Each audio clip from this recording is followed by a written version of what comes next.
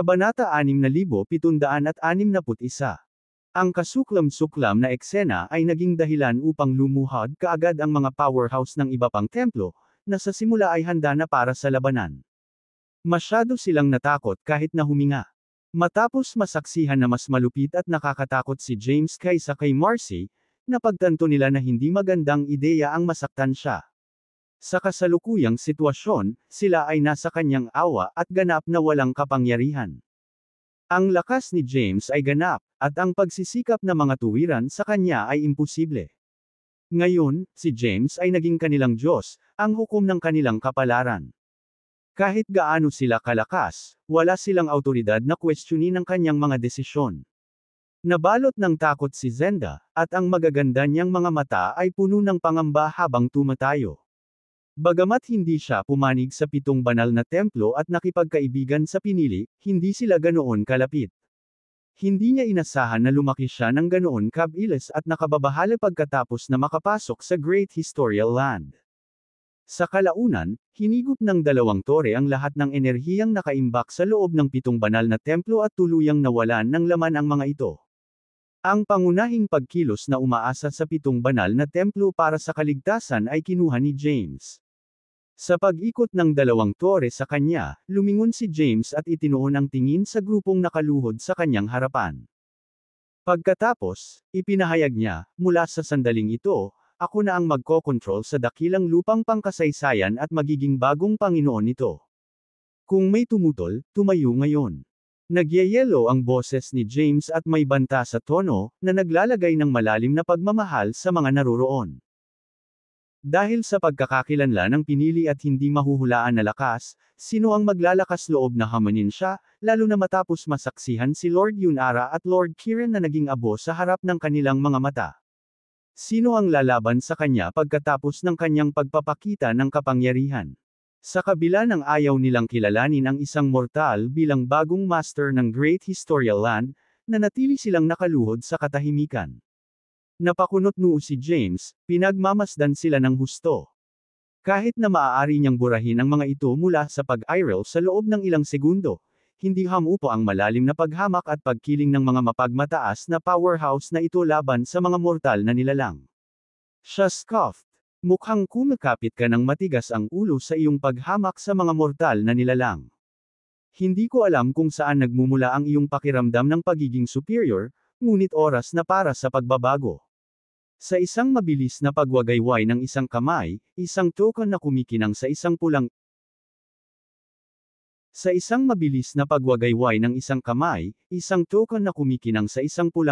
pulang ilaw ay naganap sa kanyang kamay.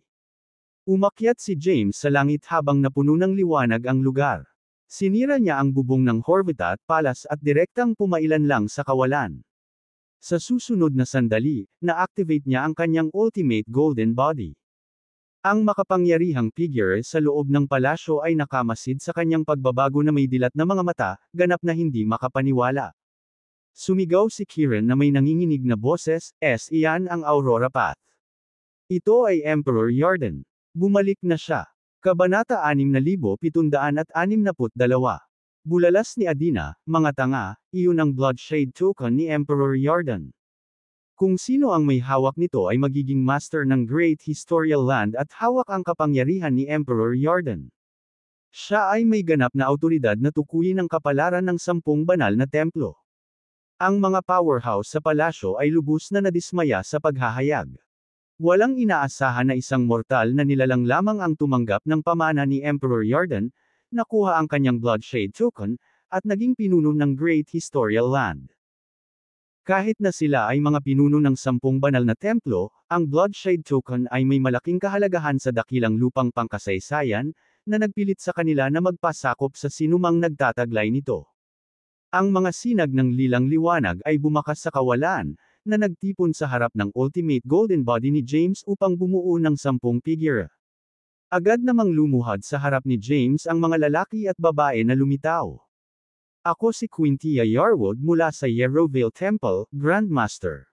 Ako si Hugard Zenon mula sa Zephyr Temple, Grandmaster. Tiningnan ni James ang lalaki at babae, pati na rin ang mga grupo sa likod nila, ng masama. Ang dalawa ay nasa Ytro-Declon rank, samantalang ang nasa likod nila ay nasa Xerxo-Declon rank. Mula sa mga pangalang ibinunyag nila, malinaw na nagpapatuloy din sila sa paglinang ng Bloodshade Theory, tulad ng Zazen Temple. Nang makita ang eksenang lumaganap sa kawalan, napakunot ang noo ni Adina.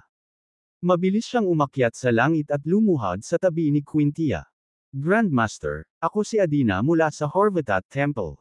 Ngumisi si Persephone, siguradong mabilis ang pagbabago ng katapatan ni Adina. Napakasama at walang hiyang babae.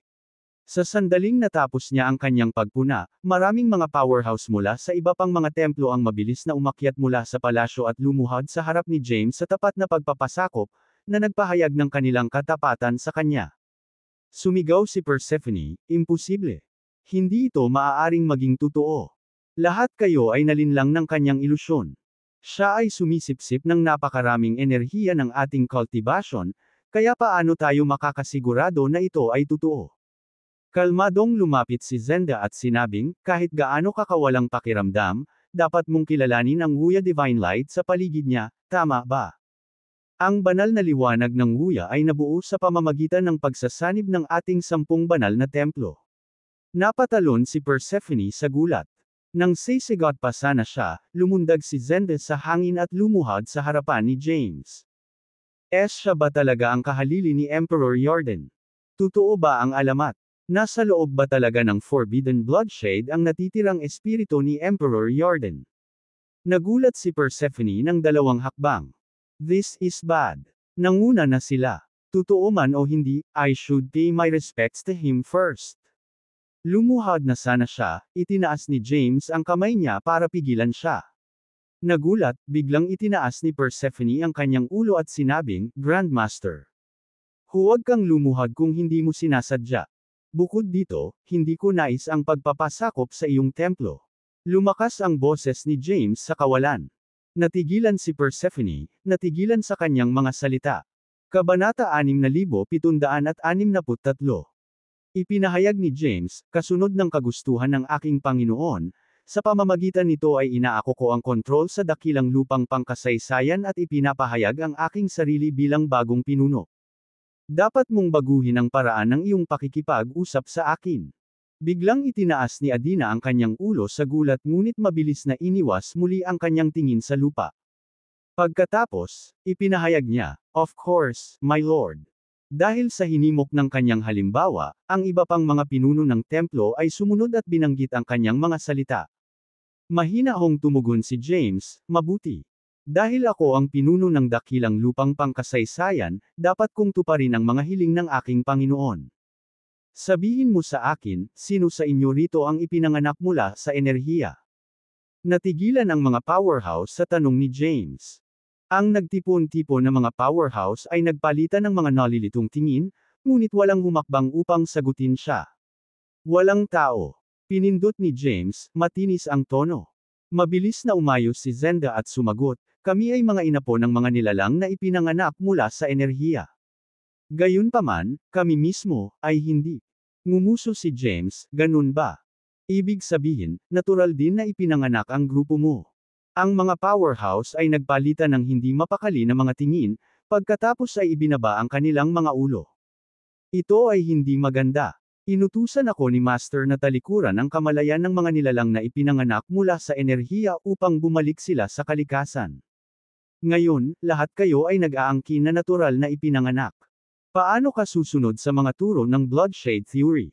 Bumantong hininga si James. Ang mga salita ni James ay nakabitin ng husto sa hangin, iniwan ang mga powerhouse na hindi makapagsalita. Namula ang mga mukha nila sa hiya, agad na naunawaan ang ipinahihiwatig ni James sa kanila. Kinwestiyon niya kung saan nagmula ang kanilang pakiramdam ng superiority, kung isa sa alang-alang na sila ay natural na ipinanganak na mga nilalang at hindi ipinanganak mula sa enerhiya tulad ng kanilang mga ninuno. Inangat ni Adina ang kanyang ulo at sinabing, paumanhin, Panginoon. Nakagawa kami ng isang malaking pagkakamali. Pakiusap na parusahan kami sa nakikita mo muna. Mabilis na sumunod ang iba pang mga pinuno ng templo, humingi ng tawad at humiling ng parusa. Sumagot si James, sure, then, you all shall enter the forbidden bloodshade. Kung bumalik ka ng buhay ay nakasalalay sa iyong kapalaran. Namutla ang mga mukha ng mga powerhouse, at agad silang yumuko sa takot. Hinusot kusot ni James ang kanyang mga mata at nagtanong, anong problema? Gusto mo bang personal kung ipatupad ang parusa? Ang mga powerhouse ay nanginginig, sunod-sunod na itinaas ang kanilang mga ulo, ang kanilang mga ekspresyon ay puno ng pagkabalisa. Sa sandaling iyon, sinabi ni Zenda, hindi kami ipinanganak mula sa enerhiya, Panginoon ko. Kahit na pumasok tayo sa Forbidden Bloodshade, hindi mapapawi ang ating kamalayan tulad ng sa Bloodshade Theory. Agad na sumang-ayon ang iba pang mga powerhouse sa kanyang pahayag. Higit pa rito, ang magkaroon sila ng tunay na paglingkuran sa kanya ay isang hindi malamang na gawain ng walang tunay na katapatan. Dahil dito, huminga ng malalim si James at sinabing, papayag ka sa anumang parusa na mayroon ako. Sabay-sabay na tumango ang mga powerhouse bilang tugon, kinakabahan na pinipigilan ang kanilang mga hininga. Dahan-daang itinaas ni James ang kanyang ulo, at ang kanyang ekspresyon ay may bahid ng pagmamataas. Dahil inaangkin ninyo na kayo ay mga banal na nilalang na nakatataas, kung gayon ay patunayan ninyo ito. Sumunod sa Bloodshade Theory at pagsilbihan ang mga mortal na nilalang ng ilang sandali. Sa pamamagitan ng alon ng ahan, isang nakakatakot na pag-alon ng pulang-pula na liwanag ang tumama sa mga powerhouse. Nang inag ang kanilang mga katawan habang ang kanilang true essence, Zen, golden bodies, at internal organs ay nababalot ng liwanag. Agad namang napalitan ng gulat ang mga mukha nila. Kalmadong sinabi ni James, binagay ko na ang mga paghihigpit ng Bloodshade sa inyong mga katawan. Bilang mga powerhouse sa Declan rank, dapat mong maunawaan ang mga implikasyon, tama ba?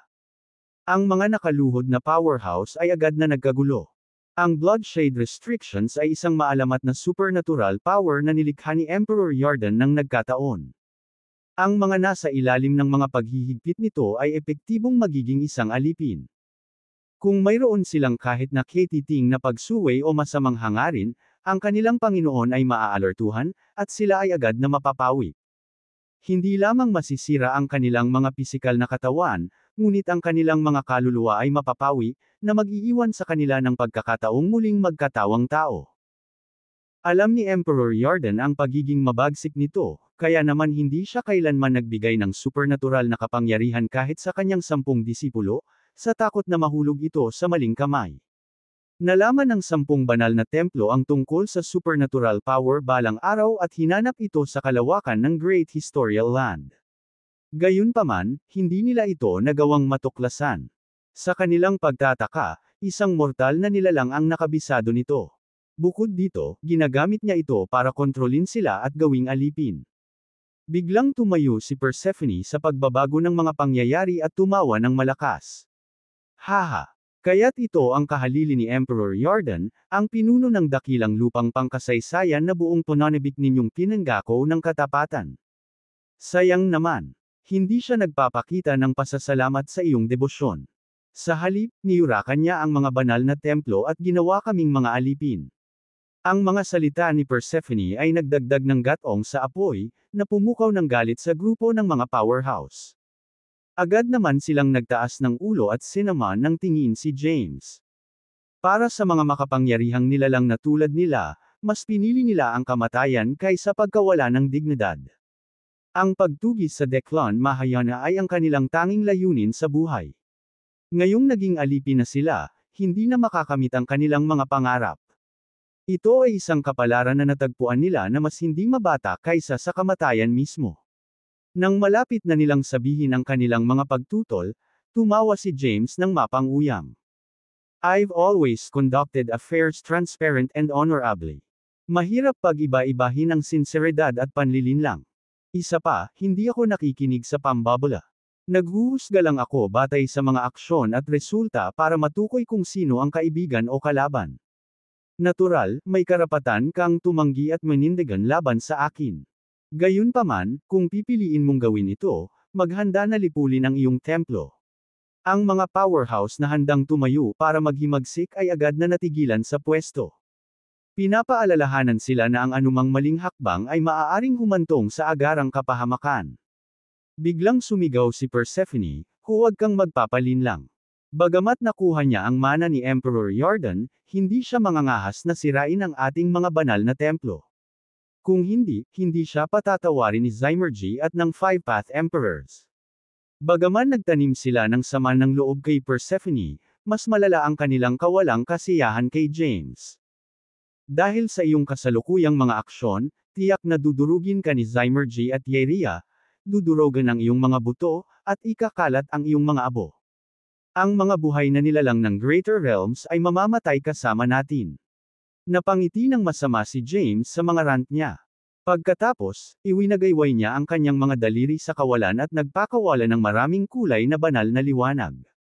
Agad na naglabas ng purple energy si Persephone at pinalihis ang banal na liwanag. Nagulat siya, bumulong siya, Hindi ako nasa ilalim ng bloodshed restrictions. Lumingon sa kanya ang mga powerhouse, nagulat nang makita ang lilang liwanag na nagmula sa kanyang katawan. Sumimangot si James, isa kang taksil na hindi karapat-dapat sa mga paghihigpit sa bloodshed ni Emperor Yarden. Malaking insulto kung gagamitin ko ito sa iyo. Pagkatapos magsalita, muling ikanaway ni James ang kanyang kamay, at isang nakakatakot na apoy ang tumama kay Persephone. Boom! Sa isang malakas na pagsabog, ang Persephone ay agad na nilamon ng apoy. Umalangaw-ngaw mula sa loob ang mga hysterical na hiyawan habang marahas na nag-ikot ang kanyang mukha at katawan. Sa ilang sandali, ang kanyang ginintoang katawan ay ganap na nasunog, at ang kanyang cultivation base ay nawala, na nagbabalik sa kanyang tunay na anyo. Nang mawala ang apoy, isang napakalaking itim at puting isda ang lumitaw sa harap ng mga mata ng lahat. Pagkaraan ng ilang sandali, ang dalawang daliri ni James ay nakaturo pababa, na nagpakawala ng isang makinang na sword light.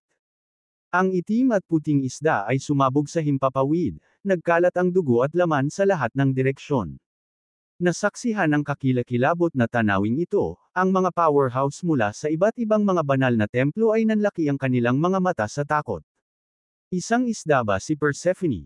Tanong ni Tovia na nanginginig ang boses. Malamig na tugon ni Adina, sinabi ko sa iyo na siya ang nanay ni Yeria, ngunit pinagdudahan mo ako. Malakas na tanong ni James, sino pa ba ang may objections? Magsalita ka na. Sa takot, ang grupo ng mga powerhouse ay agad na ibinaba ang kanilang mga ulo. Pagkatapos, ipinahayag ni James ang kanyang mga desisyon. Una, ipinag-utos niya na 3 banal na templo na lamang ang mananatili, ang Zazen, Zephyr, at Yerovale temples. Samantala, ang iba pang mga templo ay dapat na matuno. Pangalawa, inihayag niya na ang lahat ng nilalang sa Xerxodeclon rank ay magiging mga elder sa Jademora Empire. Gagampanan ni Zenda ang tungkulin ng Great Elder na nangangasiwa sa grupo at tinitiyak ang kaligtasan ng Jademora Empire sa una hanggang ika-4 na antas ng Forlet Land. Bawat isa ay magbabantay sa isang partikular na sektor, lahat sa ilalim ng pinag-isang utos ni Yegor. Matapos gawin ang mga kinakailangang pagsasaayos, ipinagkatiwala ni James ang natitira kay Lysia.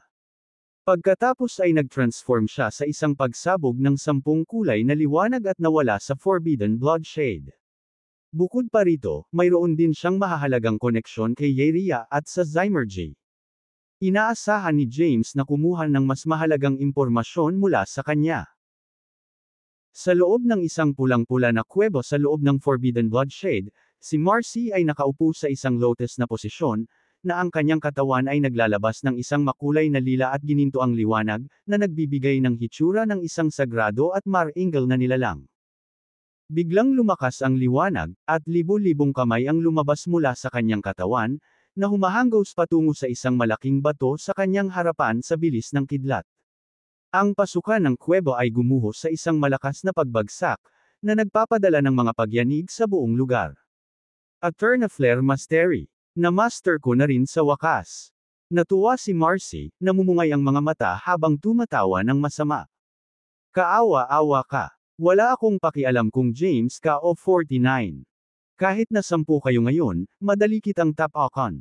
Sa mga salitang iyon, ibinalik niya ang kanyang ulo at humagalpak sa tawa.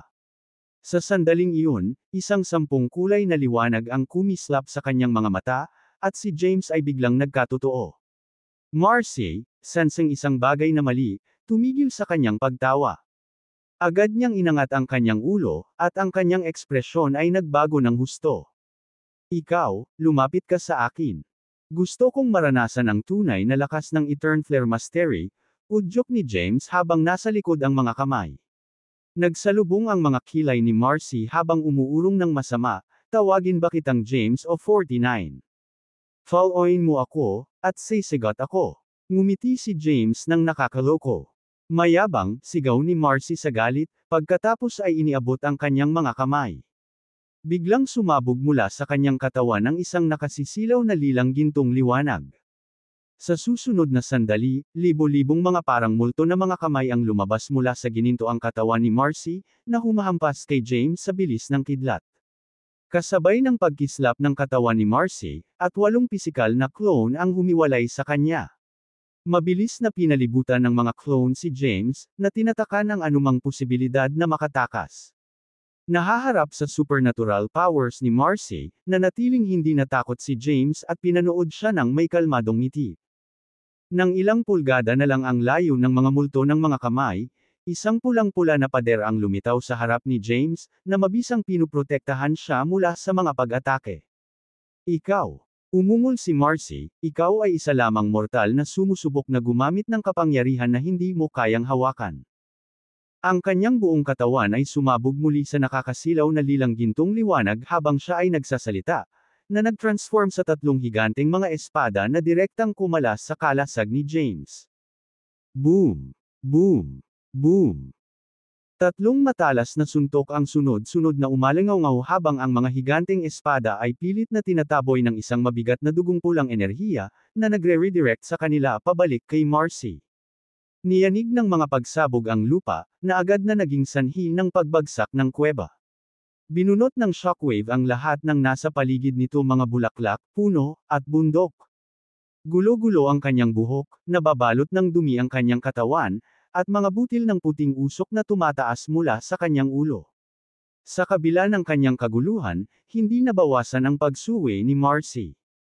Sa isang pag-iisip lamang, ang katawan ni James ay sumabog sa isang nakasisilaw na pagpapakita ng maraming kulay na mga ilaw. Samantala, ang kanyang 8 mga clone ay nakakalat sa walang laman, na nagyelo sa iba't ibang mga awkward na posisyon. Nagkibit balikat si James. Iyan lang ba ang mayroon ka? Itutuloy natin. Pinisil-pisil ni Marcy ang ilang mga salita sa pamamagitan ng nakapikit na mga ngipin, paano? Paano ka malakas? Hindi pwede. Sa kalagitnaan ng pangungusap, biglang nanlaki ang mga mata niya nang may namulat sa kanya. Teka, natanggap mo na ang mana ni Emperor Yarden. Ito ang dakilang lupang pangkasaysayan, kung saan naninirahan ang gininto ang katawan ni Emperor Yarden. Maaari mong gamitin ang kanyang natitirang kapangyarihan, na ginagawa kang hindi magagapi sa dakilang lupang pangkasaysayan. Sa isang matinding sulyap, idinagdag niya, ngunit sa labas ng Great Historical Land, hinding-hindi ka magiging katapat ko. So, hinikayat siya ni James na magpatuloy. Huminto si Marcy at napalunok ng laway. Then, she said unwillingly, ano pa ba ang masasabi ko? Hindi mo ako bibigyan ng pagkakataong umalis.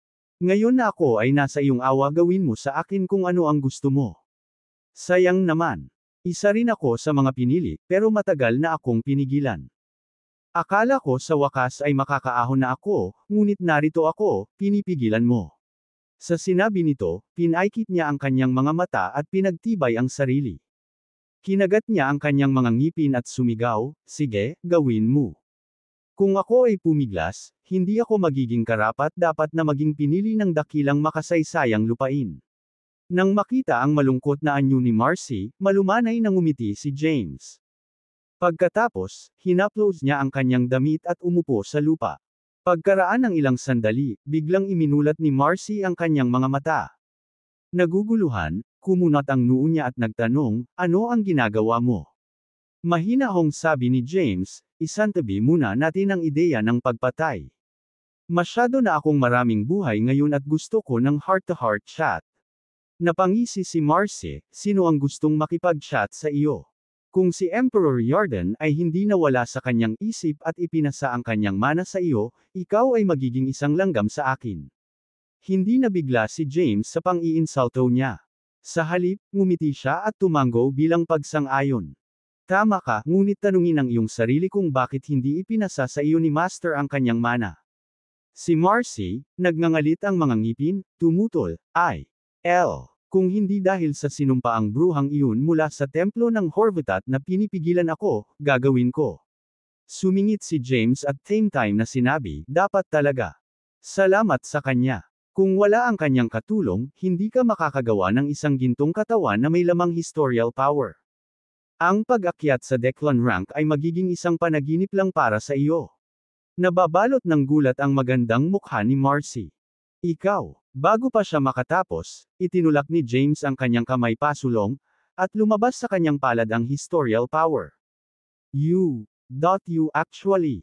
Nanlaki ang mga mata ni Marcy sa hindi makapaniwala. Tumingin si James sa kanya at nakangiting sinabi, nagulat ka na nalaman ko ang identity mo. Hindi alintana kung gaano karaming iba't ibang mga enerhiya ang isasama mo, imposibleng itago ang iyong pangunahing kapangyarihan. Ginagamit mo ang kapangyarihang pangkasaysayan. At ang katotohanang patuloy mo akong tinatawag na isang mababang tao ay isang malinaw na tanda ng pagkakasala ng budi. Inangat ni Marcy ang ulo niya at huminga ng malalim. Nagtataka ako kung paano epektibong maisasama ng isang taong gumagamit ng historical power ang mga kapangyarihan ni Clayton. Tinitigan siya ni Marcy, may halong takot at pangamba ang ekspresyon nito. Ikaw, paano mo nalaman ang tungkol sa akin? Ito, imposible. Sagot ni James, kumalma ka. Gayunpaman, napansin kong may bahagi ng iyong kapangyarihan na may kapansin-pansing pagkakahawig sa isang kumidnap sa aking asawa. Sabihin mo sa akin, kanino ang kapangyarihan nito? Saglit na napatitig si Marcy kay James, pagkatapos ay bigla siyang sinisiyasat pataas at pababa. Ikaw ay isang kahanga-hangang bayani ngunit isa ring trahedya. Parang lagi kang nawawalan ng asawa. Natigilan si James. Naiinis na sabi ni Marcy, masyado ring manggugulo ang asawa mo. Kung hindi dahil sa kanya, ikaw, ang tagapagbalita ng kaguluhan, ay hindi nakikialam sa mga perpektong plano ng ibang tao. Nagdilim ang ekspresyon ni James sa komento. Kaya sinasabi mong nabigo ang iyong mga plano dahil hinahanap ko ang aking asawa. Galit na sagot ni Marcy, am I wrong? Sinaliksik kita ng maigi. Ordinaryong tao ka lang, nag-aalala lamang sa pagmamahal sa iyong pamilya. Kung hindi dahil umalis ang asawa mo sa madilim na mundo, hindi mo na malalaman ang Tai Chi World, at hindi ka na makakarating sa lugar na ito. Ang Ultimate Golden Bodies, ang mana ni Emperor Yarden, at ang pagiging pinili ay ganap na hindi mo maaabot. Kumulo ang pagkadismaya ni Marcy, at bigla siyang tumayo. Hindi ba't ang galit mo kay Tai Chi, Yeria? Kung authorized ka sa pakikipagkumpetensya para sa posisyon ng Supreme Path, tutulungan kitang harapin siya. Si James, na walang mukha, ay sinalubong ang galit na tingin sa kanya na may palihim ng ngiti, sa lakas mo. Sinarado ni Marcy ang kanyang tingin at sinabing, maaaring hindi ko kayanin, ngunit ang puwersa sa likod ko ay tiyak na magagawa. Ngayong nakuha mo na ang kontrol sa dakilang lupang pangkasaysayan at nakuha ang mana ni Emperor Yarden, ang posisyon bilang Supreme Path. Mas interesado ako sa puwersa sa likod mo, pinutol ni James, inilipat ang focus ng usapan. Ngumiti si Marcy at sinabing, sinusubukan mong kunin ang impormasyon mula sa akin. Pareho kaming pinili, 49. Nagtataglay ka ng immortalidad, ngunit ako rin. Kung papatayin mo ako ngayon, malapit na akong mag-reincarnate. Tapos, lalaban ulit tayo hanggang kamatayan. Hindi man kita kayang patayin, kaya kung abutin ang mga malalapit sa iyo. At saka, ang iyong asawa ay kasalukuyang nasa aming mga kamay. Isipin mo kung ano ang maaaring mangyari sa kanya kapag namatay na ako. Ang banta niya ay nakabitin sa ere, hindi natapos, habang isiniwalat ni James ang kanyang trump card. Sa kanyang mga kamay ngayon ay kumikinang ang dalawang makinang na tore, na naglalabas ng nagbabantang aura. Nag-aalalang sigaw ni Marcy, anong ginagawa mo? Pinaglaruan ni James ang dalawang tore sa kanyang mga kamay at malamig na tumugon, ako sa kabila ng mga pagbabanta. Dahil hindi kita kayang patayin, kaya kitang ipakulong at pahirapan magpakailanman. Nanlaki ang mga mata ni Marcy sa matinding pangamba. Ikaw, Dahan-daang itinaas ni James ang mga tore at sinabing, ito ang Persever Tower at Wisdom Tower na iniwan ni Emperor Yarden.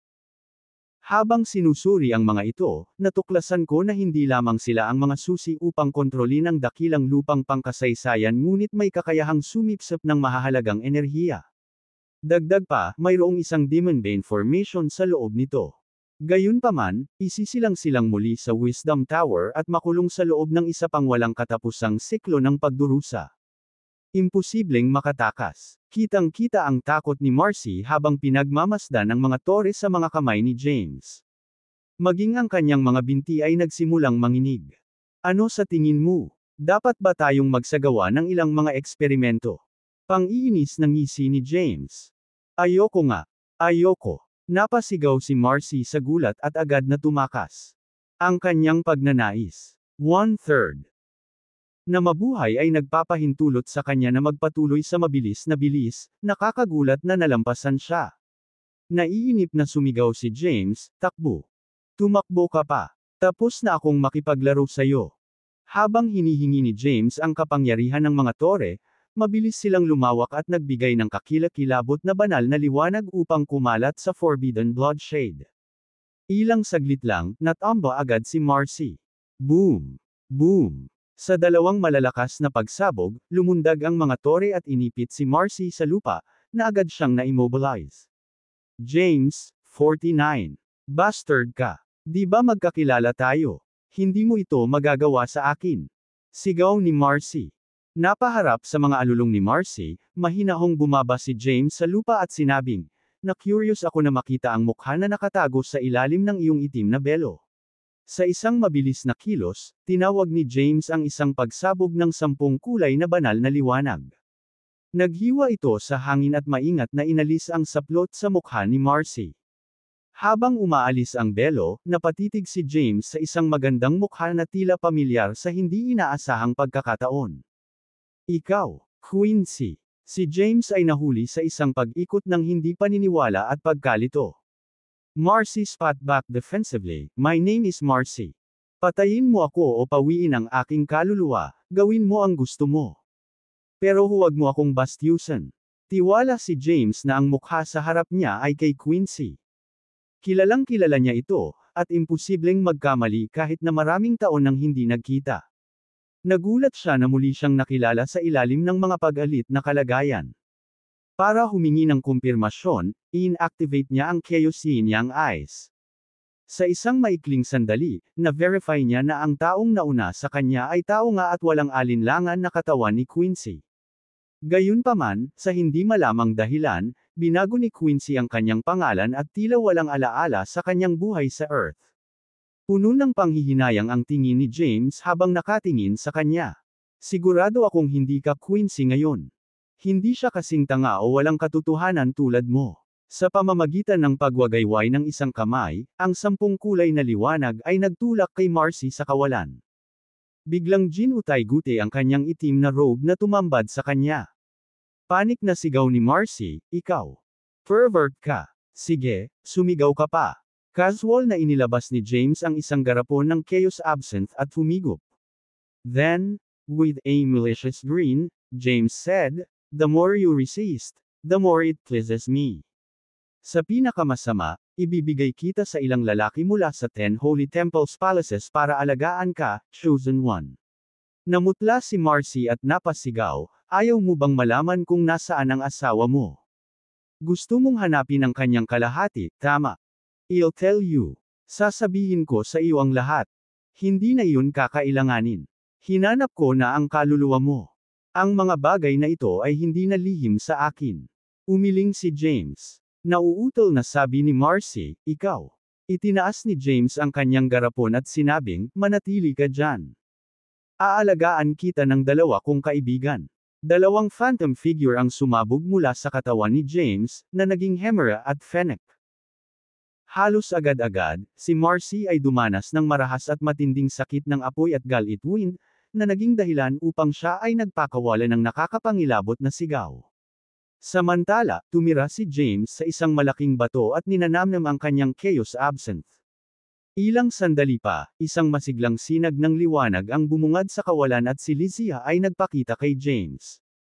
Hindi pinansin ni Lizzie si Marcy, na naghihirap sa kawalan. Itinuon niya ang tingin kay James at tinukso, "Since when you develop such kinks?" Tumingin sa kanya si James at sumagot, "She deserved it." Itinagilid ni Lizzie ang kanyang ulo at nagtanong, "Dahil ba sa nahuli niya ang iyong asawa?"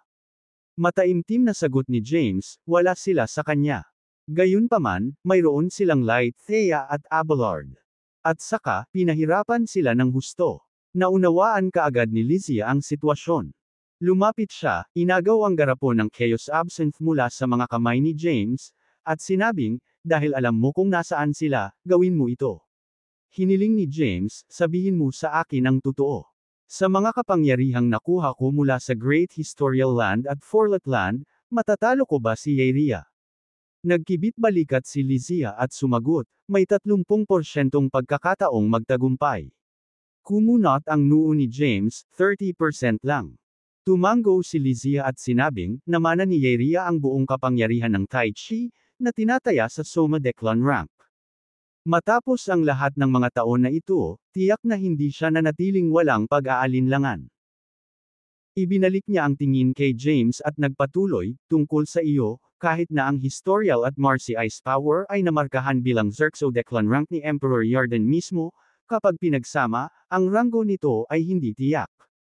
Gayun din, hindi ko matukoy ang iyong kasalukuyang ranggo ng paglilinang." Frustrated na tugon ni James, "Ngunit natanggap ko rin ang mana ni Emperor Yarden. Tiyak na ang kanyang kapangyarihan ay dapat nasa Soma Declan rank man lang." Tumango si Lizzie at sumagot, "Oo. Gayunpaman, kulang pa rin ang iyong Soma Declan rank. Isa lang ang mayroon ka sa 3 kayamanan at isa sa 5 espiritu. Malayo ka pa sa ganap na pagsasaayos ng 3 kayamanan at 5 espiritu." Gulat na napatingin sa kanya si James, lubos na naguguluhan sa kanyang mga sinabi. "Ano itong 3 kayamanan at 5 espiritu na sinasabi mo? Bakit hindi ko pa sila narinig noon?" Umupo si Lizzie bago sumagot, "Panahon na para palawakin ko ang iyong kaalaman. Ang proseso ng pag-regulate ng 3 treasures at 5 spirits ay magsisimula kapag ang isa ay pumasok sa Declan rank." Itinuon ni James ang kanyang tingin kay Lizzie at hiniling, "Magpaliwanag ka." Ang 3 kayamanan ay kilala rin bilang 3 pamumulaklak, na ang Jade Blossom, Gold Blossom, at Jacinth Blossom. Dapat baguhin ng isang tao ang kakanyahan sa enerhiya, ay convert ang enerhiya sa espiritu, at pagkatapos ay payagan ang espiritu na bumalik sa kawalan. Ang prosesong ito ay nagtatapos sa pagkakaisa ng lahat sa loob ng sarili, pagkamit ng kaligtasan sa lahat ng sakuna at buhay na walang hanggan. Tungkol sa 5 espiritu, huminto sandali si Lizzie, pagkatapos ay nagpatuloy, "Ang iyong puso, atay, pali, baga, at bato. Para sa iba pang 4, kailangan mong maghintay para sa tamang sandali." Huminga ng malalim si James. Hindi pa niya narinig ang tungkol sa mga bagay na ito noon at natagpuan ang mga ito na hindi kapani-paniwalang misteryoso. Kung hindi, hindi siya napahamak. Natahimik si James. Tumayo si Lizzie, tumingin kay James, at sinabing, "Bagaman maliit ang tsansa mong manalo, tataas ang posibilidad sa akin." Gulat na tumingin sa kanya si James at nagtanong, "Ikaw?" Nagpout si Lizzie. "Anong mali? Pinagdududahan mo ba ako? Ka-level mo ako, okay." Hindi siya umimik, tumingin si Lizzie kay James at sinabing, "We should leave now. Pumunta tayo sa third heaven at patayin si Tai Chi." Hindi sumagot si James. Sa halip, mataimtim niyang tiningnan si Marcy, na naghihirap pa rin sa mga pag-atake ni Hammer at Fennec. Biglang nagtanong si Lizzie, "Iniisip mo bang gamitin siya?" Mahinahong sabi ni James, "She's a valuable asset. Kung gagamitin natin siya ng tama, may iligtas tayo nito ng maraming problema."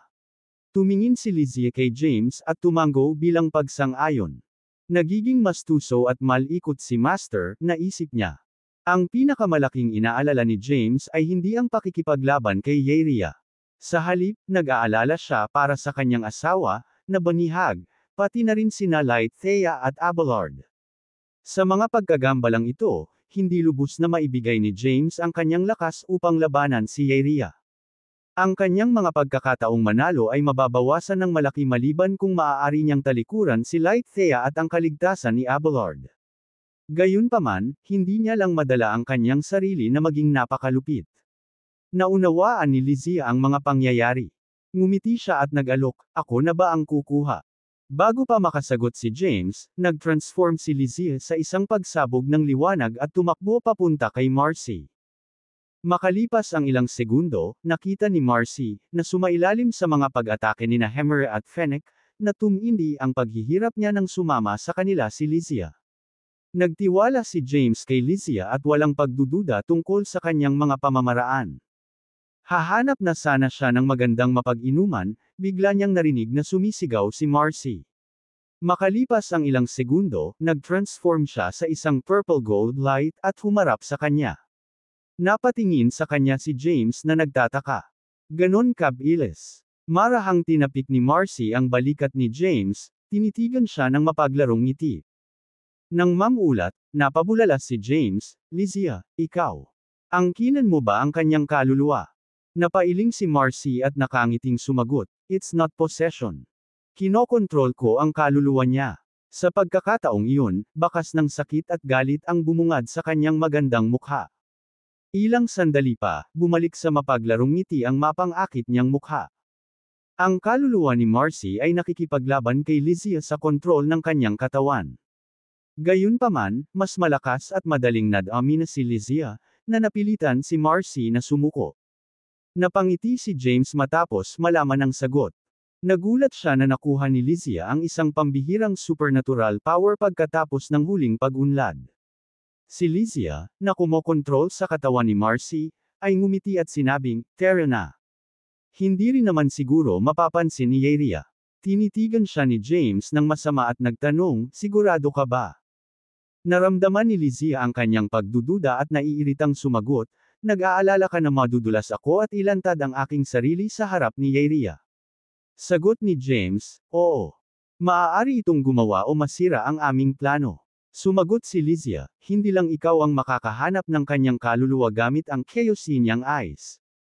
Huwag kalimutan, ako ang iyong pangalawang katawan at nagtataglay ng lahat ng iyong supernatural powers. Isang bagay na ayaw ko sa iyo ay ang kalokohan mo." Mapait na sinabi ni James, "Nag-ayos ka na ba para sa mga powerhouse ng Great Historical Land?" Sumagot si Lizzie, "Oo. Gayunpaman, naniniwala ako na kailangan pa rin natin ng isang taong mangangasiwa sa 3 banal na templo. Pagkatapos ng lahat, dapat nilang pagsamahin ang kanilang mga lakas para sa mga pagtatasa upang may handa ang mga tao ng ating imperyo na makapasok sa Declan rank." Tumango si James, saka nag-wave ng kamay. Dalawang parang multo na mga figure na natatakpan sa kakanyahan ay nagkatotoo sa kawalan. "Sila ba ang pinili mo?" Natigilan si Lizzie. Nakangiting sagot ni James, "Stephen is my disciple." Dagdag pa, ipinanganak siya mula sa Hongrom Essence, isang tunay na banal na nilalang. Siya ang buong tiwala ko. Si Luko naman, medyo malikot siya. Gayunpaman, tapat siya kay Stephen. Bukod dito, ipinanganak siya mula sa Chaos Essence. Magiging kapaki-pakinabang para sa kanya na manatili dito. Tumango si Lizzie bilang pagsang-ayon. "Sige. Tapos, sasama tayo sa kanila. Gayunpaman, ang kanilang lakas. Ako ang pinuno ng dakilang lupang pangkasaysayan." Natuwa si Luko, "Buhay na rin ako. Ang galing mo, Chosen One." Tumingin si James sa kanila at nagpaliwanag, "I'll cut to the chase. Mula ngayon, mananatili kayong dalawa sa Great Historical Land, na namumuno sa 3 banal na templo. Ang iyong focus ay sa pagsasama-sama ng mga kapangyarihan at pagtatasa ng mga enerhiya. Dahil pareho kayong ipinanganak mula sa asensya at sumailalim sa ikot ng buhay at kamatayan, dapat ninyong maunawaan ng mabuti ang inyong mga tungkulin." Ibinuka ni Stephen ang kanyang bibig, sinusubukang sagutin si James. Gayunpaman, bago pa siya makapagsalita, si Luko ay sumugod sa kanyang tabi at magiliw na ikinabot ang mga braso sa kanya. Nangako si Luko, "Huwag kang mag-alala, guro. Susundin namin ang iyong mga inaasahan." Nagpumiglas si Stephen mula sa pagkakahawak ni Luko at sinabing, "Guro. Disipulo niya ako, bakit master din ang tawag mo sa kanya?" Sumagot si Luko, hindi ba akin din ang amo mo? We're already a couple and even died together once. Sinusubukan mo bang mag-back out ngayon? Natigilan sa sinabi niya, lumingon si Stephen kay James na may pagmamakaawa. Master, tingnan mo siya. Hindi ko. Huwag ano. Tumawa si James, if you ask me what is love, I'd say it's a promise to die alongside each other. Minsan na siyang namatay para sa iyo.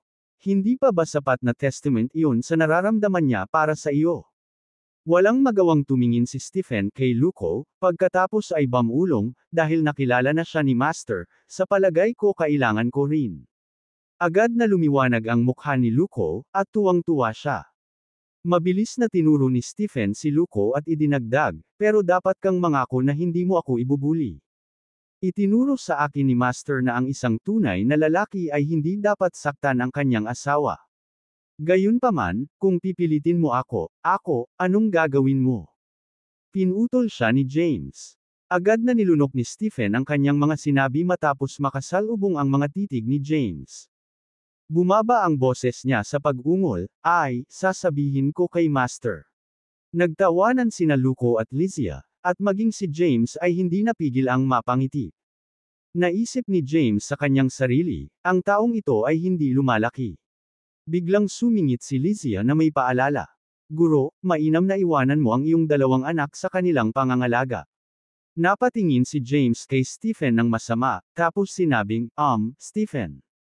Mayroon akong isang pares ng kambal. Medyo makulat sila, so, you say? Sumingit si Stephen, I'll treat your children like my own siblings. Ang pag-aalaga sa kanila ay ating tungkulin. Naiintindihan ko na mayroon kang mas mahahalagang gawain sa kamay. Huwag kang mag-alala, at ipaubaya mo sila sa amin. Nagpasalamat si James sa kanya. Ang desisyon na iwanan ang kanyang dalawang anak sa Great Historical Land ay hindi isang pagnanais na iwasan ang responsibilidad ngunit isang estratehikong hakbang upang mapangalagaan sila. Ang napipintong labanan kay Yeria ay higit pa sa isang personal na paghihiganti. Isa itong paghaharap na posibleng makaakit sa mga powerhouse ng Zymergy. Mataas ang pusta, at hindi tiyak ang kinalabasan. Kung sila ay palakihin sa Great Historia, Land at paunlarin ang kanilang lakas, kung gayon ang mga pagsisikap ni Thea na dalhin sila sa mundo sa ganoong lugar ay magiging walang kabuluhan. With this decision, tumalikod si James at iwinagayway ang kamay. Isang 10 kulay na liwanag ang lumitaw mula sa kanyang palad at winalis ang lugar, na agad na ginawang isang magandang paraiso na puno ng halaman at lawa ang tiwangwang na Forbidden Bloodshade. Kasabay nito, ang isang panorama ng mga lumulutang na kuweba ay nagkatawang tao sa kawalan. Sa isang deft hand motion, pinakawalan ni James ang mga kaluluwa ng kanyang mga kaibigan at kaalyado sa mga suspendidong kuweba. Sa paggawa nito, maaari silang makinabang mula sa Waltraud Power of the Forbidden Bloodshade at sa Great Historical Land. Kabilang sa mga kaluluwa ay sina Bifrin at Fela, na mataas ang inaasahan ni James. Inilabas din ang grupo ng mga powerhouse na nagsakripisyo sa selyadong espasyo. Biglang nagtanong si Lizia, paano ang paggawa ng mga ginintoang katawan para sa kanila? Umiling si James at sinabing, hindi. Sila ay nabuhay na mag-uli mula sa kamatayan. Gusto kong ilakad nila ang kanilang paglalakbay at ihagis ang kanilang sariling ginintoang katawan. Pagkatapos, binigyan ni James ng ilang tagubilin sina Stephen at Luko. Pagkatapos, nagpatuloy siyang umalis sa Forbidden Bloodshade kasama si Lizia. Bago umalis, ilang beses pang sinulyapan ni James ang kanyang mga anak. Ginawa nila ang lahat ng uri ng mga bagay at nagsasaya. Nakangiti si James habang pinagmamasdan sila. Ang Lizia ay may estratehikong pag-aayos ng mga gawain para sa mga powerhouse ng banal na templo. Ang Zazen Temple, Yerovale Temple, at Zephyr Temple ay pinanatili. Si Zenda ang namamahala sa pamumuno sa mga powerhouse sa Xerxo Declan Rank, na naatasang pangalagaan ang Forlet Land. Samantala, ang mga powerhouse sa Yetro Declan Rank ay pinalabas mula sa Great Historical Land at Forlet Land. Si Tovia mula sa Tovia Temple ang namahala sa Zindaro's Genesis World. Si Zoltan mula sa Zazen Temple ay nakatalaga sa Timbuktu Genesis World. Si Isun mula sa Dynasty Temple ay hinirang na bantayan ang pasukan ng Dark World. Ang tatlong powerhouse na ito, na nakakalat sa silangan, gitna, at kanluran, ay nagpo-protekta sa Sky Bridge, na nagbibigay ng halos hindi maarak na mga depensa. Pinamunuan ni Quintia mula sa Yerovale Temple at Hard mula sa Zephyr Temple ang apat na iba pang powerhouse sa Yitro Declonrank patungo sa Sky Bridge, na handang tumulong saan man kailangan. Sa kabilang banda, inutusan ni Lysia si Adina ng Horvatat Temple na maglingkod bilang katulong ni James. Pagkatapos ng lahat, siya ang pinakamalakas sa dakilang lupang pangkasaysayan. Si James ay nasiyahan sa iba pang kaayusan ni Lysia, maliban sa pagpayag kay Adina na maglingkod bilang kanyang katulong. Iginiit ni Lysia na ito ay dahil siya na ngayon ang pinuno ng Great Historical Land at katumbas ng Tai Chi. Kaya naman, magiging isang dagok sa kanyang reputasyon kung kailangan niyang personal na lumaban sa hindi gaanong kahalagahan. Higit sa lahat, kahit na si James ay may mga kasanayan sa pagiging invisibility at maaaring itago ang kanyang aura, lahat ng nasa ilalim ng 33 langit ay nasa ilalim pa rin ng kontrol ni Yeria. Kahit na hindi niya ito madaling makita, maaari pa rin siyang matuklasan kung ang isang walang katulad na powerhouse ay lumitaw. Naunawaan ni Lysia ang mga plano ni James. Ayaw niyang ma-expose bago na iligtas sina Light Thea at Abelard. Ito ang dahilan kung bakit nila gustong kontrolin si Marcy. Pagkatapos umalis mula sa Great Historical Land, hindi huminto si James sa Forlet Land. Nang makarating siya sa labas ng Skynet ay huminto siya. Nakatayo siya sa isang napakalaking planeta at nakatingin sa ibaba, hinihingal matapos makita ang kalawakan ng Skynet. Naging mabunga ang kanyang paglalakbay sa Great Historical Land, at sabik siyang ibahagi ang kanyang mga karanasan kina Truett at Zitlali. Gayunpaman, ang kanyang mga plano ay biglang nag-ambala ng kinidnap ng espiritu ni Morgoth si Herodias. Nahihiya siyang makilala ang kaibigan pagkatapos ng nangyari. Higit sa lahat, naramdaman ni James ang matinding pangangailangan na hanapin si Thea at unahin ang pagliligtas kina Light Thea at Abelard, na nahuli ni Yeria. Sa limitadong oras na nalalabi, alam niyang hindi na siya maaaring manatili pa. Pagkatapos mag-isip sandali, biglang nagtanong si James, nasa seclusion pa ba si Yegor?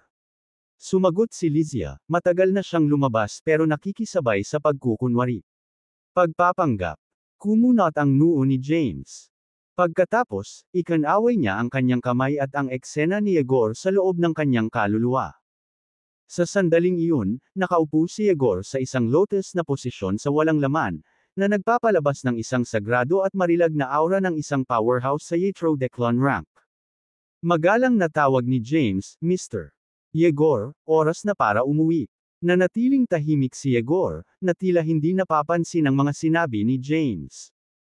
Tumigil sandali si James, saka nagpakawala ng mahinang buntong hininga. Maaaring nalaman ni Yegor ang tungkol kay Herodias na dinukot noong nakaraan. Pinili niyang manatili sa pag-iisa dahil hindi niya matanggap ang katotohanan. Pakiramdam ni James ay hindi na niya ito maitatago at kailangang ibalita sa kanya. Itinaas niya ang kanyang ulo at sinabing, tungkol kay MS. Herodias. Biglang umubo ng marahas si Yegor. Sa isang misteryosong kaharian na may kulay lila-pulang kinang, isang babaeng may nakakaakit na figure at nakamamanghang hitsura ang nakaupo na naka-cross-legged sa malawak na lotus. Mariing nakapikit ang kanyang mga mata, at bumalot sa kanya ang nakakatakot na purple-red aura. Siya ay kapansin-pansing maganda ngunit naglalabas din ng nakakatakot na aura. Maraming asol na espiritu ang umiikot sa kanya, na may mga pangil at kuko sa kanya. Nakakakilabot ang palabas. Biglang lumitaw sa likuran niya ang isang makulay na purple-pink na lotus. Ang hindi mabilang na parang multo na mga kamay ay agad na nagkatawang tao at nilamon ang nakapalibot na mga espiritu. Di nagtagal, isang maningning na lilang pulang ningning ang bumungad sa katawan ng babae, na naging sanhi ng pagyanig sa buong lugar. Pagkatapos ng tila walang hanggan, iminulat ng babae ang kanyang mga mata, at lumabas ang isang lilang pulang glow. Sa sandaling iyon, isang masasamang tawa ang umalangaw sa kawalan. Anong sorpresa? Bagamat kalahati na lang ng iyong kapangyarihan ang natitira, nagtataglay ka pa rin ng napakahusay na mga kasanayan sa pag-unawa. Mukhang may pag-asa pa si Hokon. Dahan-daang inangat ni Thea ang kanyang ulo at sinabing, nagtatrabaho lang kami ngayon, Emperor Harlan. Hindi ako kabilang sa Hokon. Sinabi ni Harlan na may nakakalokong ngiti, ikaw ay isang nilalang na pinanganak mula sa enerhiya, kaya natural, hinahamak mo ang mga demonyo ng Hokon. Gayunpaman, para matrigger ang Tai Chi Tribulation at lipulin si Yeria, kakailanganin mo ang lahat ng aking mana para makakuha ng kinakailangang lakas. Ngumuso si Thea, hindi sumagot sa kanya. Napabuntong hininga si Harlan. Naiintindihan ko na inilagay mo ang lahat ng pag-asa sa iyong asawa, ang pinili. Gayunpaman, kailangan kitang bigyan ng babala. Hindi niya kayang panindigan si Zymergy mag-isa. Ngumisi si Thea, ang kailangan ko lang gawin ay patayin si Yeria. Nagtaas ng boses si Harlan, hindi mo ba naiintindihan? Si Yeria ang kinatawan ni Zymergy. Para maalis siya, kailangan mong labanan ang lahat ng Zymergy. Pinigil ni Thea na sumagot sa kanya. Nagpumilit si Harlan, bagaman nabawi mo ang buong lakas sa pamamagitan ng Hokon, nasa Zerxodeclan rank ka pa rin. Dapat ay mas malinaw mo ang tungkol sa lakas ni Zymergy kaysa sa akin. Tahimik na pumikit si Thea. Ayaw sumuko ni Harlan. Muli niyang hinikayat, hindi naman masama ang maging pinuno ng Hokon. Inilarawan tayo ni Zymergy bilang mga demonyo, ngunit isa lamang itong mischaracterization. Ang isang projection ng isang malaking templo ay makikita sa loob ng masa ng liwanag nito. Agad na nakilala ni Thea ang Tai Chi Grand Temple sa Third Heaven. Mahigit 100 lalaki at babae ang nakasuot ng mga damit, na napapalibutan ng mga ilaw na kulay ube ginto. Sa paghusga sa kanilang mga aura, masasabi ni Thea na karamihan sila ay nasa Zerxodeclan rank. Sa gitna nila, nakita niya ang 3 pamilyar na mukha. Napabulalas siya, Emperor Quinlan, Lord Finian, Lord Dorian. Napabuntong hininga si Harlan. Mukhang kinikilala mo pa rin sila. Si Thea ay may kaunting memorya ng mga powerhouse sa loob ng Tai Chi Grand Temple, ngunit ang 3 nakilala niya ay nirerango sa nangungunang 10 sa Zymergy. Sila ay makapangyarihang pinakamataas na nilalang sa Zerxodeclan rank. Ang kanyang mga alaala sa kanila ay nahinto maraming taon na ang nakalilipas. Pagkatapos ng mahabang panahon, tiyak na bumuti rin sila ng malaki at mas malakas kaysa sa mga ordinaryong nilalang sa Zerxodeclan rank. Bukod pa rito, si Yeria ay isa ring powerhouse sa Zerxodeclan rank. Sa kabuuan, mayroon silang 4 sa Zerxodeclan rank. Samantala, ang iba pang kataas-taasang nilalang ay nasa Yitro at Zerxodeclan rank. Kung si James ay walang ingat na tatahakin patungo sa 31 langit, maaaring mahulog siya sa panganib, at ang pagtakas ay magiging lubhang mahirap. Tanong ni Thea, nasaan si Yeria? Anong nangyari sa kanya? Mahinahong tugon ni Harlan, who knows? Hindi ko ma-detect ang presensya niya sa loob ng Third Heaven. Mabilis na bumangon si Thea at sinabing, may kakaiba.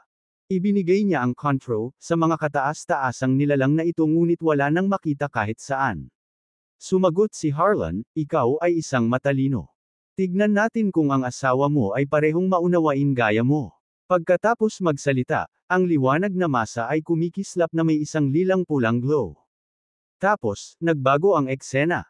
Maya-maya, lumitaw si James at ilang iba pa at na project. Binago na ni James ang kanyang hitsura at itinago ang kanyang aura, na nagpanggap na isang matanda na may puting buhok. Si Egor, na kasama niya, ay walang pagsisikap na magkaila. Ipinagpatuloy niya ang pakikipag-chat kay James gaya ng dati. Ang ikinagulat ni Thea ay ang presensya ng isang misteryosong babae sa tabi ni James. Siya ay may kapansin-pansing figura, ngunit isang puting belo ang hamarang sa kanyang mukha. Bagamat tinago niya ang kanyang aura, madali pa ring sabihin na nasa Zerxodeclan rank din siya. Nakapasok na silang 3 sa Zymergy at nakarating na sa 6th Heaven. Sa daan, pinatay nila ang mga alagad ng Tai Chi na hamarang sa kanilang daan. Sa sandaling iyon, nakatagpo sila ng mga matandang kakilala ang celestial at earthly sages. Sabi ni Thea, kailangan ko silang puntahan agad. Mahinahong sabi ni Harlan, sa lakas mo, hindi ka pa makakaalis. Bagamat isang espasyo na lang ang natitira sa Hokon, mayroon pa rin itong napaka-defensive na lakas ng Zerxodeclan rank. Tumango si Thea, anong gusto mo? Sagot ni Harlan, sinabi ko na sa iyo. Gusto kong tanggapin mo ang aking mana at maging pinuno ng Hokon. Malamig na sigaw ni Thea, your ruler is Morgoth. Dahil ikaw ang tagapagtatag ni Hokon, bakit hindi mo alisin ang kanyang selyo? Hindi ba siya mas bagay kaysa sa akin? Napabuntong hininga si Harlan. Hindi. Masyadong malupit si Emperor Kale-Isar. Nagkamali na ang pag-abot ng Hokon sa kanya. Hindi ko na magagawang muli ang parehong pagkakamali. Naiinip si Thea sa pagpupursage ni Harlan. Gayunpaman, alam ni Thea ang mga kahihinatnan ng pagtanggap sa kanyang alok. Ang Hokon ay nakilala na bilang isang lugar para sa mga demonyo. Bagamat walang pakialam si Thea sa iisipin ng mga tao sa kanya, ayaw niyang maapektuhan nito si James. Kung tutuusin, nangako si James na tatalikuran ang kanyang landas sa paglilinang kung siya ay magiging isang demonyo. Gayunpaman, ang pagmamasid sa kanya na pumasok sa bitag ni Tai Chi ay nagparamdam sa kanya na walang magawa at nasa isang dilema. Ang Hokon ay magiging ganap. 2/3. Sa ilalim ng iyong kontrol. Kung ito ay isang matuwid na landas o isang tiwaling landas, ikaw ang baalang magpasya. Matapos marinig ang komento ni Harlan, inangat ni Thea ang kanyang ulo at huminga ng malalim. Wala akong pakialam kung tawagin akong demonyo. Gayunpaman, nag-aalala ako sa kinabukasan ni James. Kung aagawin ko ang kontrol sa Hokon, tatalikuran niya ang kanyang pagkakataon na maging Supreme Path. Humagalpak ng tawa si Harlan. Sumimangot si Thea. Bakit ka tumatawa? Nakakatuwa ba ito? Sumagot si Harlan, oo nga. Ito ay medyo nakakaaliw sa akin. Ikaw ang gobernador ng Yin, kilala sa pagiging matalino. Pero, tanga ka ngayon. Ang posisyon bilang Supreme Path ay isang titulo lamang. Kung ang isang tao ay nagtataglay ng malaking lakas, bakit mag-abala sa isang mababaw na posisyon?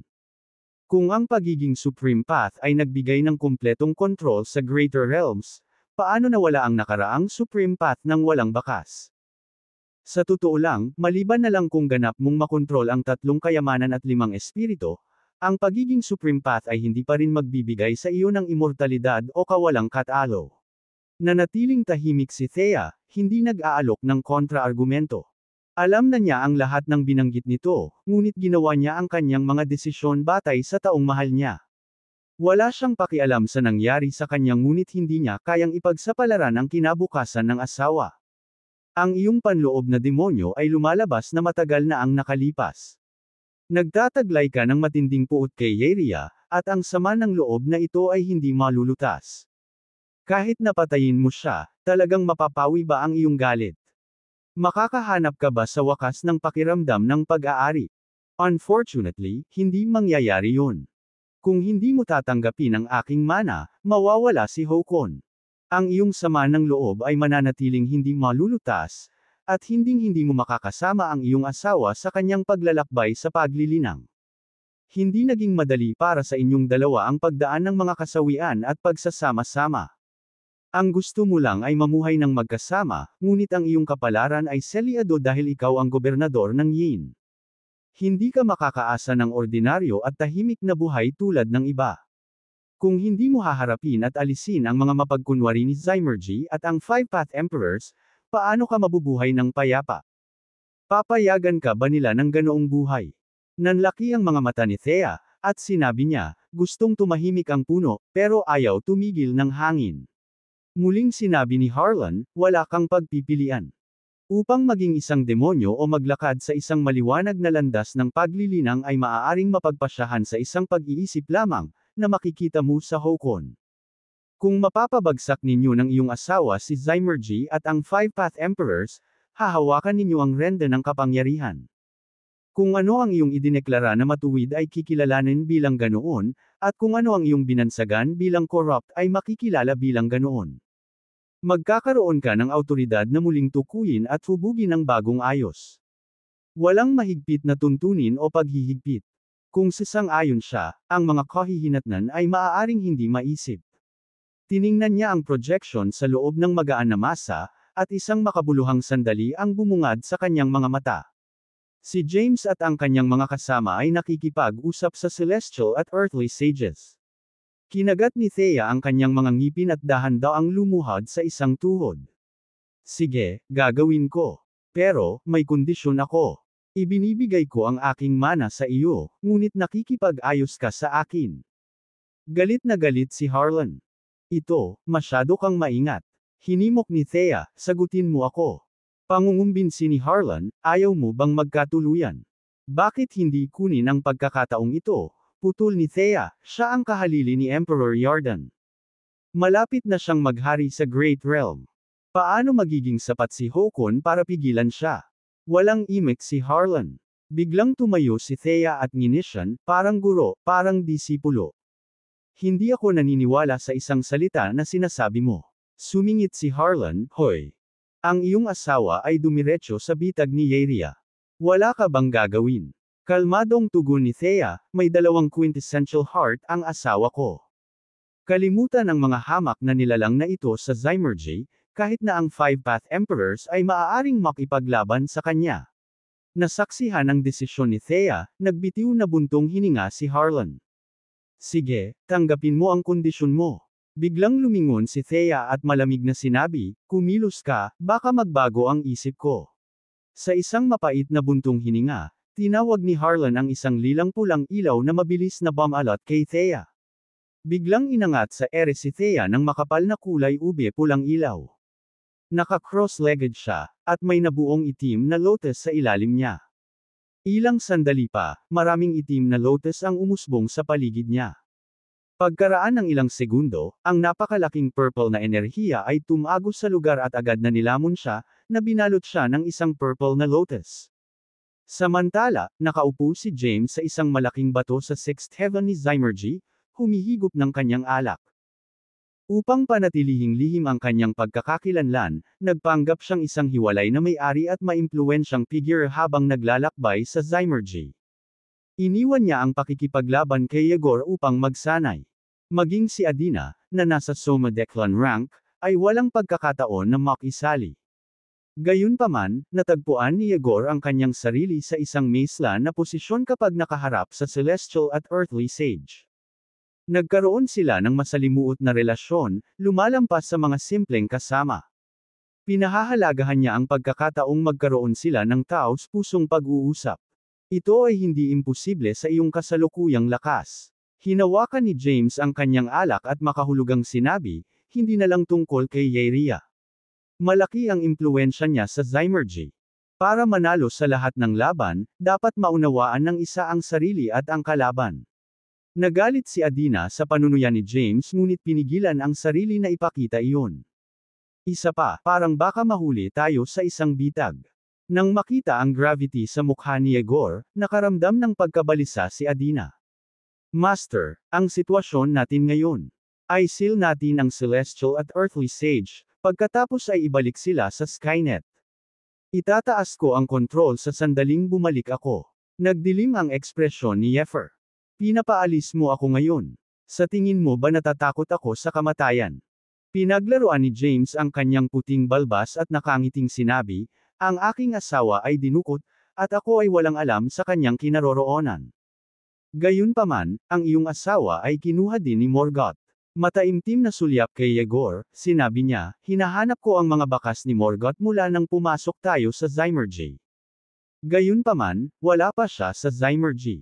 Sumagot si Yegor, akala mo ba sumama ako sa iyo para hanapin ang asawa ko? James interrupted him, you and I are both devoted husband. Ang pagmamahal natin sa ating mga asawa ang nagbubuklod sa atin ng higit sa anupaman. We would risk anything for them. Malapit na nating haharapin ang napakabangis na paghaharap. Kung hindi tayo ganap na makapag-focus at maabala sa ibang mga iniisip, matatalo tayo ng mga powerhouse ni Yaria at Zymergy. Mawawala ang lahat ng pag-asa kung nangyari iyon. Sa pagmamasid kay James, huminga ng malalim si Yegor at dahan-daang ipinikit ang kanyang mga mata. Para kay James, siya ay dapat na lumitaw tulad ng isang taong hinadlangan ng pampamilyang pagmamahal at walang kakayahan sa engranding pamamaraan ng mga bagay. Bagamat naabot na niya ang Yitro Declan rank, malamang napabigat siya kay James. Sa sandaling iyon, inilagay ni James ang isang umaaliw na kamay sa kamay ni Yegor.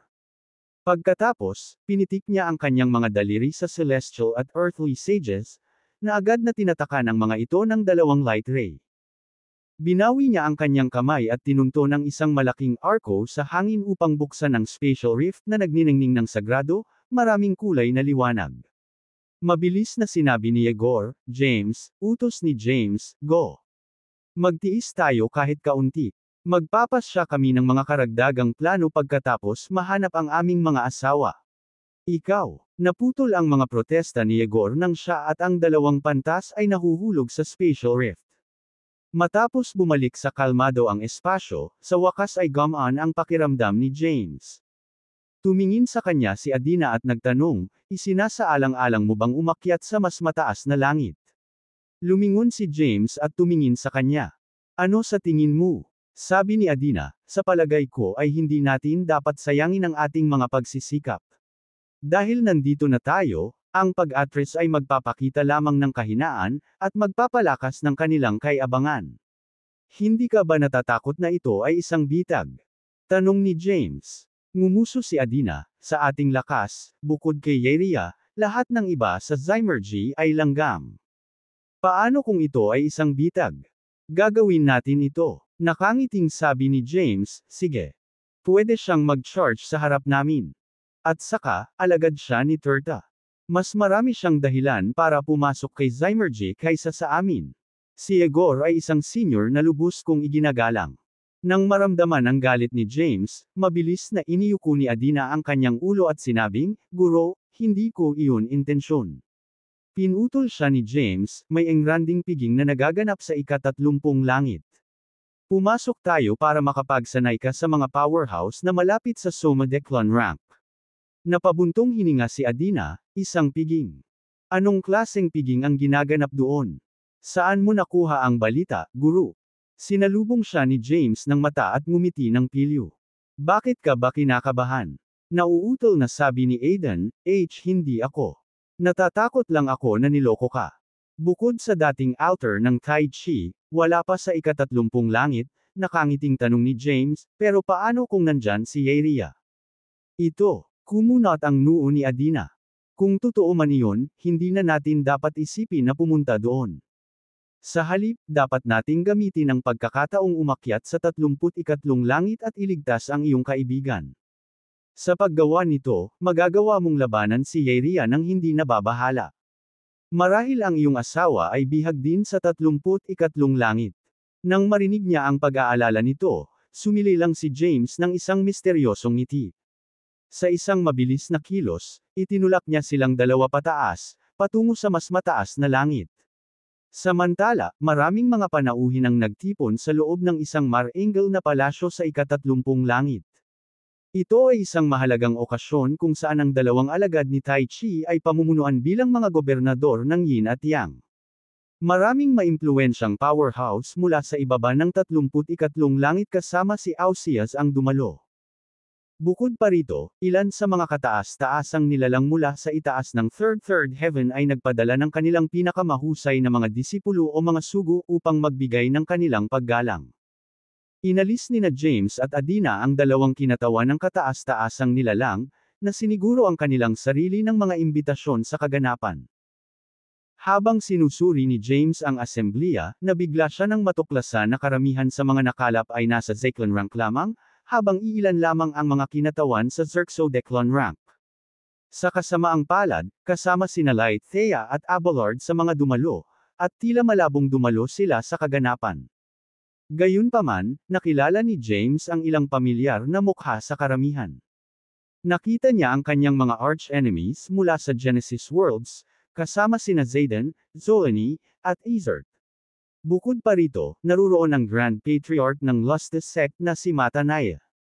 Tila sila ay dinukot at isinailalim sa mahigpit na kontrol. Magkagayunman, ang kanilang paglilinang ay kahanga-hangang sumulong at nasa ika-9 na Zeklan rank. Bulong ni Adina, parang napakahina ng mga dumalo. Iwanan mo na ako.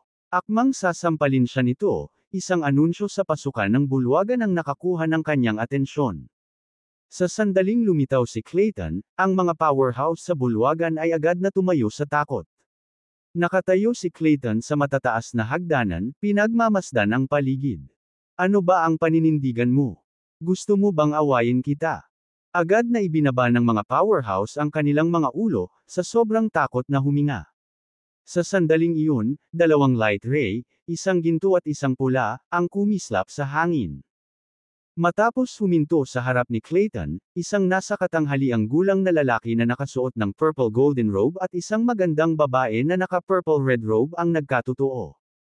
Ako ang gobernador ng Yang, Kadira Trench. Ikinagagalak kitang makita, Mr. Clayton. Ako ang gobernador ng Yin, Ilvarela. Ikinararangal namin ang iyong presensya sa amin ngayon. Kasunod ng kanilang mga pagbati, ang iba pang mga powerhouse sa bulwagan ay agad na nagyakapan at yumuko sa kanya. Welcome, Mr. Clayton. Tumawa si James at sumunod. Tumingin si Clayton kina Kadira at Ilva, pagkatapos ay sinabi, napakatingkad ng pananamit ninyong dalawa. Sinusubukan mo bang gawing bulag ang isang tao? Kilalanin ang iyong mga pagkakakilanlan. Hindi ka pa opisyal na kinikilala bilang mga gobernador ng Yin at Yang. Bakit ikaw ay kumikilos ng napakataas at makapangyarihan? Nagulat si Kadira at Ilva. Nagpalitan sila ng mga tingin, nangingibabaw ang galit sa kanilang mga mukha. Gayunpaman, nanatiling nakayuko ang kanilang mga ulo, natatakot na sagutin ang kanyang mga salita. Diretso ang mukha, casual na inihagis ni Clayton sa kanila ang mga red along hawak ng kanyang mga katulong. Hindi ito regalo mula sa akin. Ginagawa ko lang ang mga pamamaraan sa ngalan ng Celestium Temple. Hindi ako gagawa ng isang bagay na hindi gaanong mahalaga. Bagamat hininaan ni Clayton ang kanyang boses para sa huling pangungusap, sinadya niya itong sinabi sa harap ni Kadira at Ilva. Ito ay isang maliwanag na pagkilos upang mapahiya sila sa publiko. Pagkatapos, sa ilalim ng masungit nilang mga titig, naglakad siya papunta sa table ni James at umupo. Nang maupo na si Clayton sa kanyang upuan, ang mga nakapaligid na malalakas na nanatiling tahimik ay pumwesto at nagsimulang bumulong-bulong. Sa pagmamasid sa mapagmataas at dominanteng kilos ni Clayton, walang naramdamang pagtanggi si James. Sa halip, isang pakiramdam ng pagiging pamilyar at maging ang pagmamahal ay nahuhulog sa kanya. Naalala niya ang una nilang pagkikita sa Zephyria World. Kung hindi naging madali si Clayton sa kanya, maaaring hindi niya natanggap ang mana mula kay Senior Franciscus, na nagpalakas sa kanyang katayuan sa mga malalakas sa Genesis Worlds. Si Clayton ay itinuring na kanyang pinakadakilang benefactor pagkatapos niyang umalis sa Dark World. Tumingin si Clayton kay James at tinanong, maupo ka. Natatakot ka ba sa akin? Bahagyang ngumiti si James at umupo sa tabi niya. Napaupo rin si Adina na may kapansin-pansing pagkabalisa. Sa sandaling iyon, mabilis na lumapit sina Kadira at Ilva, magalang na yumuko kay Clayton. Sinabi ni Kadira, ikaw ay isang natatanging panauhin, G. Clayton. Dapat umupo ka sa VIP table. Tama siya, Mr. Clayton. Isang malaking karangalan na narito ka bilang kinatawan ng Celestium Temple, sabi ni Eva. Ikinabigla ni Clayton ang kanyang kamay at sinabing, tama na. Pumayag akong lumabas bilang paggalang sa aking Panginoon, gayunpaman ito ang pinakadakilang kahihiyan ng aking buhay. At umupo sa VIP table. Hindi ba't mas malaking insulto iyon? Dahil sa mga salita ni Clayton, kapansin-pansing hindi komportable sina Kadira at Ilva. Mayroong hindi mabilang na mga templo sa itaas ng 33rd heavens, na naninirahan sa maraming kakilakilabot na powerhouses. Gayunpaman, ang Celestium Temple ay isang pambihirang pag-airal. Ito ay kabilang sa pinakamakapangyarihan sa Zymergy. Noong una, umaasa sila na ang pagdalo ni Clayton ay magtataas ng kanilang prestihiyo. Gayunpaman, ang kanilang mga inaasahan ay natugunan ng pagkabigo. Mas malala pa, pinahiya sila ng husto ni Clayton. Naaliw si James nang makita silang napahiya sa publiko. Si Clayton ay medyo ang karakter. Siya ay lubos na hindi natatakot na iwaksi ang mga hindi niya inaprubahan, anuman ang kanilang lakas. Magpapakita siya ng maliwanag na paghamak kahit na sa harap ng isang kakilakilabot na powerhouse tulad ng Yin Ancestral God. Gayunpaman, kung ang isang tao ay may katulad na mga interes at katulad ng pag-iisip, Nakakagulat na siya ay magiging matulungin kahit na sa isang taong mas mahina kaysa sa kanya, tulad ng kung paano siya sa kanya noong nakaraan. Si Clayton ay katulad ni Yegor sa maraming paraan. Gayunpaman, siya ay higit na hindi nagsasalita tungkol sa kanyang mga opinyon. Sumigaw si Clayton, "Maligaw ka. Huwag mo akong piliting kumilos at mawalan ka ng pagkakataong opisyal na ma-promote." Sa huling babala ni Clayton, yumuko ang dalawa at umalis na may nagngangalit na mga ngipin. Damn it! Ang mga pamantayan ng Tai Chi sect ay lubhang bumababa. Ang mga gobernador ng Yin at Yang ay mahalagang tungkulin. Hindi lang lahat ng Tom, Dick, at Harry ang kwalipikadong magkaroon nito. Ang tunay na mga gobernador ng Yin at Yang ay ipinanganak mula sa enerhiya. Ang dalawang ito ay sadyang hindi maihahambing. Tinanong ni Clayton si James, "Hindi ka ba sang-ayon, matanda?" Saglit na huminto si James, saka nakangiting tumango. Biglang tumalim ang tingin ni Clayton habang matamang nakatitig kay James na parang sinusubukang sumilip sa kanyang disguise. Nagulat sa gayong pagsisiyasat, nakatugon si James na may gulat ng ngiti. Sumigaw si Clayton, "Nasaan ang alak? Ganito ba nagpapakita ang Tai Chi sect ng hospitality?" Napangiwi si Kadira at nagngangalit, "Maaari ka lang kumilos ng mayabang dahil sa Celestium Temple." "Teka lang, matanda. Maghihiganti ako." Naramdaman ni Ilva ang pagtaas ng tensyon, mabilis na inutusan ang mga katulong na magdala ng alak kay Clayton. "Nasa iyo pa ba ang token na ibinigay ko sa iyo?" Biglang nagpadala sa kanya si Clayton ng telepathic message. Paano niya ako nakilala? Gulat na tinitigan siya ni James.